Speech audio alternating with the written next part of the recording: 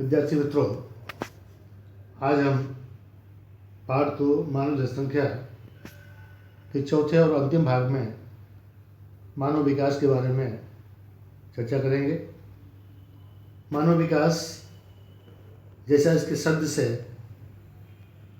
जाहिर होता है, प्रकट होता है कि मानव विकास में कौन कौन से व्यक्तियों का समावेश किया जाता है, मानव विकास की वास्तविक विभावना क्या है, इसी के बारे में हमें आज अध्ययन करना है।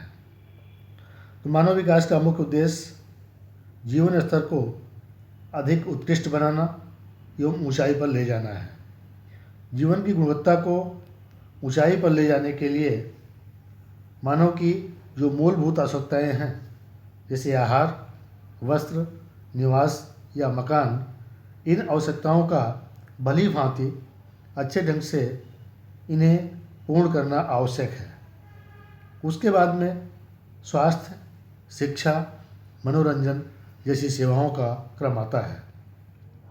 विश्व के विविध देशों के लोगों की जीवन स्तर को देखा जाए तो उसमें पर्याप्त असमानताएं देखने को मिलती हैं।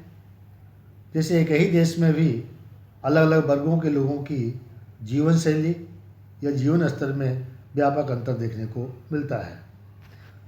पहले के समय में आर्थिक विकास को ही मानव विकास मान लिया जाता था। अगर व्यक्ति ने आर्थिक विकास प्राप्त कर लिया, आर्थिक विकास उसका ऊंचा है, तो उसने विकास किया ऐसा माना जाता था। तो विकास की इस विभावना में आधुनिकीकरण, सुविधा एवं समृद्धि को ही गणना में आधारभूत माना जाता था।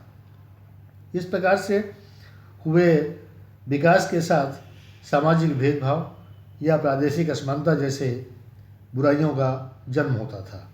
दूसरे शब्दों में कहें तो विकास ने एक तरफ लोगों को प्रगति प्रदान तो की, लेकिन इसके साथ साथ अनेक लोगों को उपेक्षा के, हीन भावना के चंगुल में भी धकेल दिया है।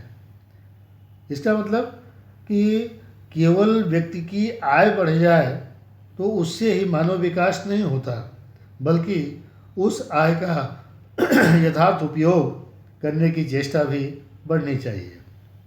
विकास के स्तर का मापन करने के लिए जीवन में आए हुए गुणात्मक सुधार को ध्यान में रखा जाता है।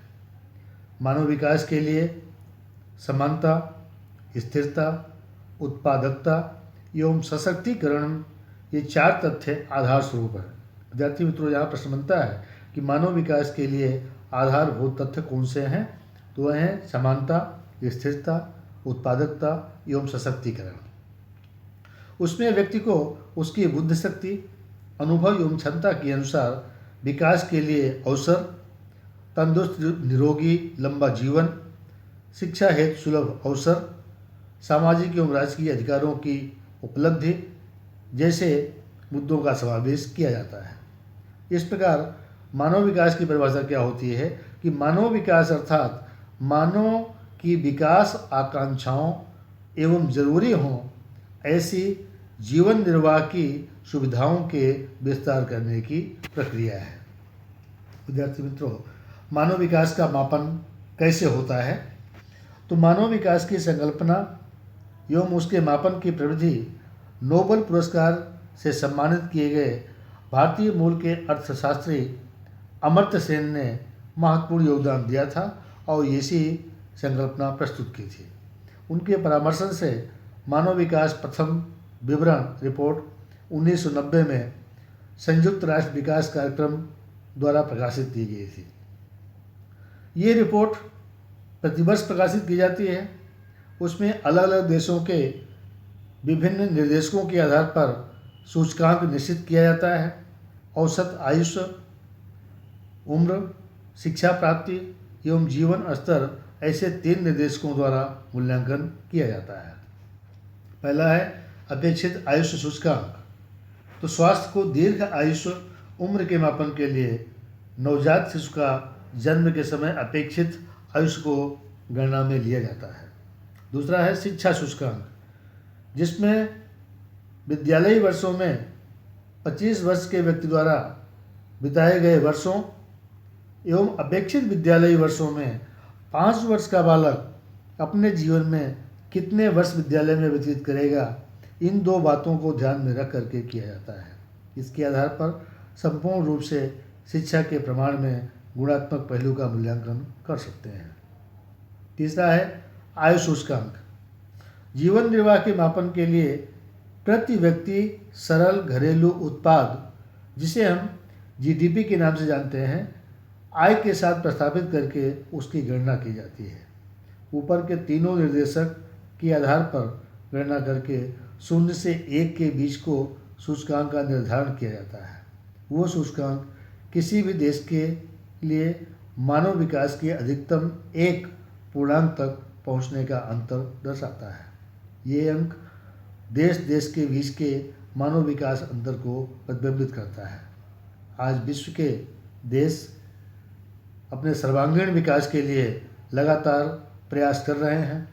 ऐसे समय में मानव विकास की अवहेलना किसी भी देश को स्वीकार नहीं है। मानव विकास सूचकांक एवं भारत। ईस्वी सन 2015 में प्रसिद्ध किए गए मानव विकास रिपोर्ट में 188 देशों का समावेश किया गया था। उनके मानव विकास सूचकांक के अनुसार उन्हें विभाजित किया गया था, जिसमें प्रथम स्थान पर नॉर्वे का नंबर आता है। उसके बाद ऑस्ट्रेलिया का दूसरा एवं स्विट्जरलैंड का तीसरा स्थान है। भारत जो 188 देशों की सूची में शामिल था, उसमें उसका स्थान 130वां था, अर्थात उसकी गणना मध्यम मानव विकास वाले देशों की श्रेणी में की जाती थी।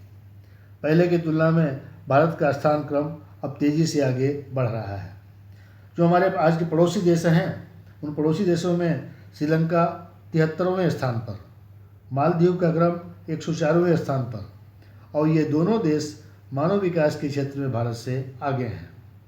इस प्रकार ये जो सूची है, ये सूची में भूटान, बांग्लादेश, नेपाल, पाकिस्तान, म्यांमार एवं अफगानिस्तान मानव विकास में भारत से पीछे है। भारत की जनसंख्या विषयक नीति 2000 में किन किन मुद्दों का समावेश किया गया है? तो हमारे देश में जनसंख्या नीति बनाने का प्रस्ताव 1960 में दिया गया था। 1976 में देश की प्रथम जनसंख्या नीति की घोषणा की गई थी, और इसके बाद 1978 में उस जनसंख्या नीति में कुछ सुधार करने के बाद 1978 में संशोधित जनसंख्या नीति की घोषणा की गई थी। केंद्र सरकार द्वारा 15 जनवरी 2010 के दिन घोषित जनसंख्या नीति के अनुसार 2045 तक जनसंख्या की वृद्धि के दर को स्थिर करने के उद्देश्य की पूर्ति के लिए कुछ उपाय बताए गए थे। वो उपाय इस प्रकार से हैं। विद्यार्थी, तो यहाँ प्रश्न बनता है कि भारत की जनसंख्या विषयक नीति में किन किन विषयों का समावेश किया गया है। तो पहला है लोकसभा की सीटों की संख्या जो है वो 2026 तक 543 बनाए रखना।